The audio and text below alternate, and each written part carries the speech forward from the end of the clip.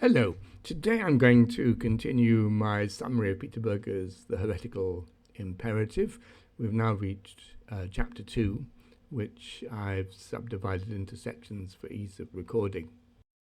The book itself came out in 1979.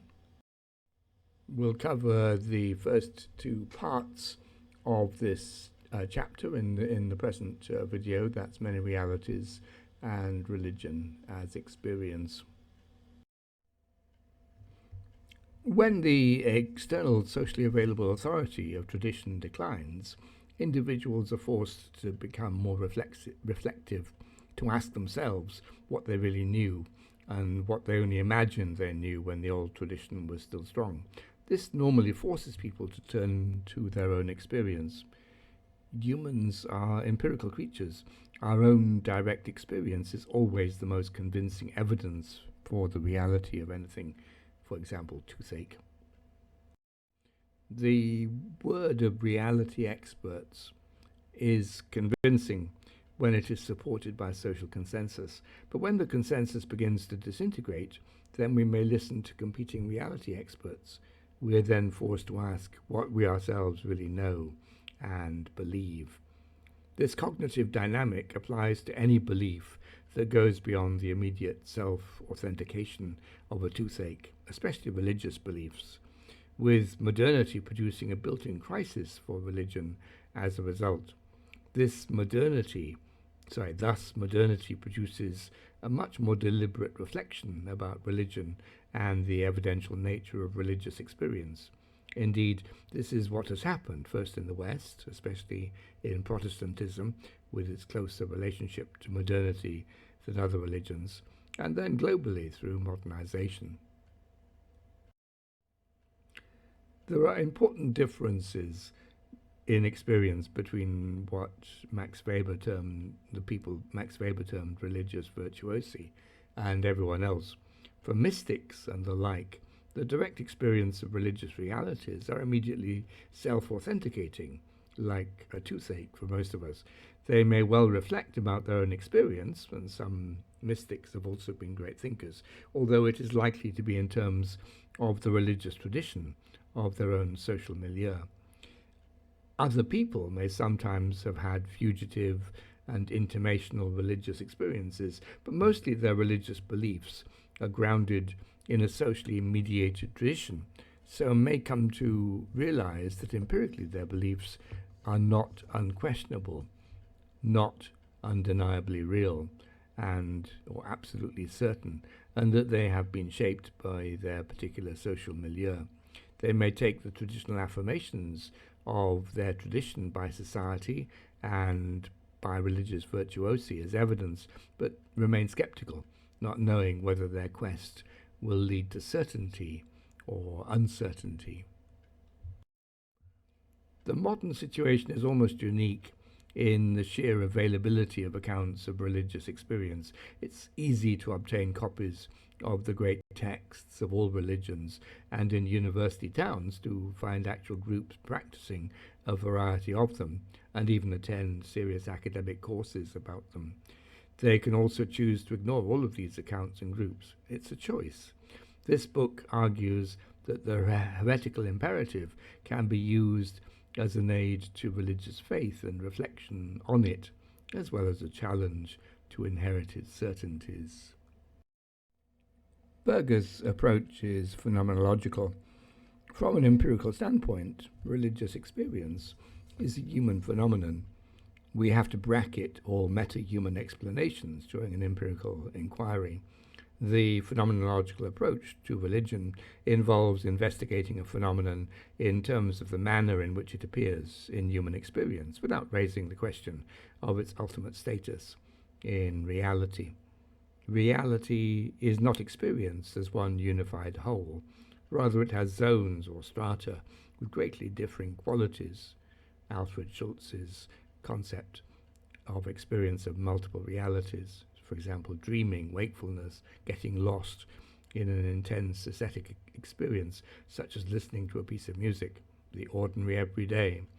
Being wide awake in everyday life has a special privileged status. In it, consciousness is more real. It is the paramount reality for most people. Dreaming and being lost in music are separate enclaves into which our consciousness may move and from which it returns. Engaging in ordinary everyday life is both our paramount reality and the reality we share most easily with others.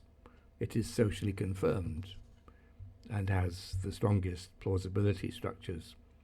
Waking from a dream, for most of us, is coming back to reality. Ultimately, it may be that this mundane reality may be an illusion, but in the meantime, that's where we spend most of our time. Our everyday reality is both massively real and very precarious. It receives massive social confirmation from almost everyone else, but it can be easily interrupted, as by falling asleep. It is then relativized.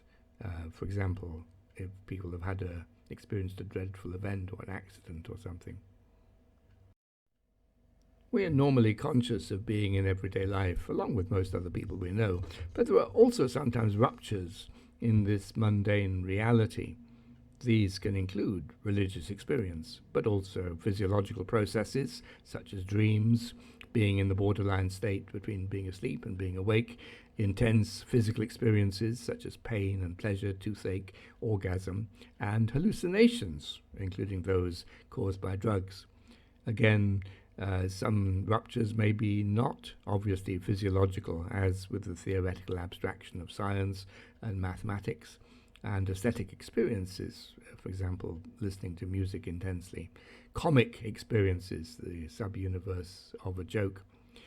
In the experience of rupture, the individual suddenly finds himself or herself standing outside of the mundane world, which may now appear flawed, absurd, or even illusory. This is ecstasy, literally, in the sense of standing outside. The ordinary world is thus relativized and is seen as having a previously unperceived quality, as per the German theatre term of having a double floor, with the everyday world appearing as a constructed stage set. We understand that the newly perceived underlying reality always existed, but we just didn't see it, and we also understand the everyday world in a new way as a result. Some of these alternative experiences are mild shocks, which we can dismiss as unimportant, for example, laughing at a very funny joke, but others are severe jolts to our sense of everyday reality. People who feel transformed by a drug experience or by the sudden discovery of a sense of humor or the loss of a loved one.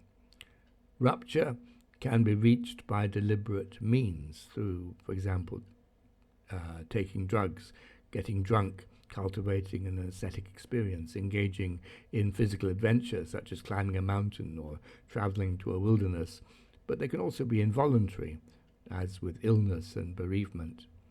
It may be hard to describe these alternative realities because our everyday language is rooted in mundane experience. Religious experiences can be located within a broader spectrum of human experiences. What we call religion empirically involves an aggregate of human attitudes, beliefs, and actions in the face of two types of experience, of the supernatural and of the sacred, and Berger distinguishes between these two forms of religious experience. A supernatural experience refers to the other reality. It is radically outside ordinary everyday life. It is an experience of a complete world set over against the everyday. It looms over or envelops the ordinary world as an ultimate reality. It is cohesive and comprehensive, an undeniably and irresistible reality, independent of our will. We pass to it, as it were, from darkness into light. It transforms the sense of space and time. It transforms our sense of self and others, and often involves a sense of intense connection or love. It often involves extraordinary encounters with other beings, the true selves of the others. Although not coextensive with religion or mysticism, religion provides the main source for descriptions of the supernatural.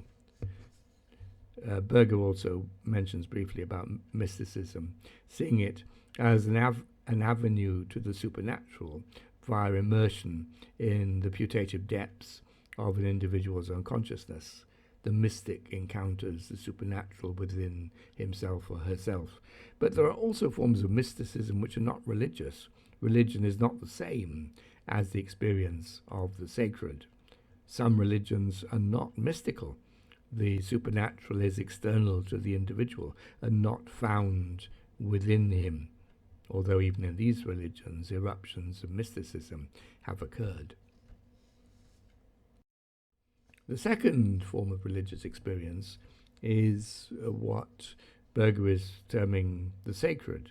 Here, obviously, he's borrowing the concept from Rudolf Otto and the classical description that Otto provides of the sacred experienced as totally other, but simultaneously as of immense and redemptive significance for human beings.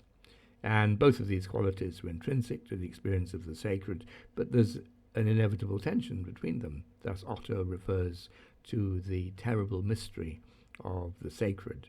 We are both attracted to it and wish to flee away from it, as in the writings of the mystics. Religion is the human attitude that conceives of the cosmos, including the supernatural, as a sacred order. Religion is the attitude in the face of the sacred. It includes rituals, emotional responses, and cognitive beliefs. The sacred is not necessarily linked to the supernatural. Humans can adopt religious attitudes towards sacred entities that are mundane, not supernatural. For example, the clan, the nation-state, the revolutionary movement.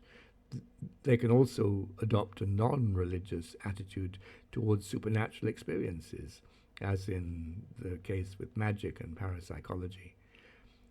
The supernatural and the sacred are kindred phenomena, and historically the sacred can be assumed to be rooted in the supernatural, but they're analytically distinct, like two overlapping but separate circles of human experience. So both the supernatural and the sacred are specific forms of human experience, which can be described within the limitations of language and delineated against other forms of human experience, especially everyday life. It appears that the supernatural is more fundamental as a religious experience, and that the sacred was originally a manifestation of it, an echo of which is still found in mundane entities thought of as sacred. I'll close there for the moment. Many thanks for listening, and particular thanks to my patrons. You're very welcome to support my channel. Like, comment, and share on the video. Subscribe if you want to be notified of future videos. Patreon and PayPal links below. And next week we'll move on to the second section of this chapter, dealing with human experience and religious tradition. Have a good day.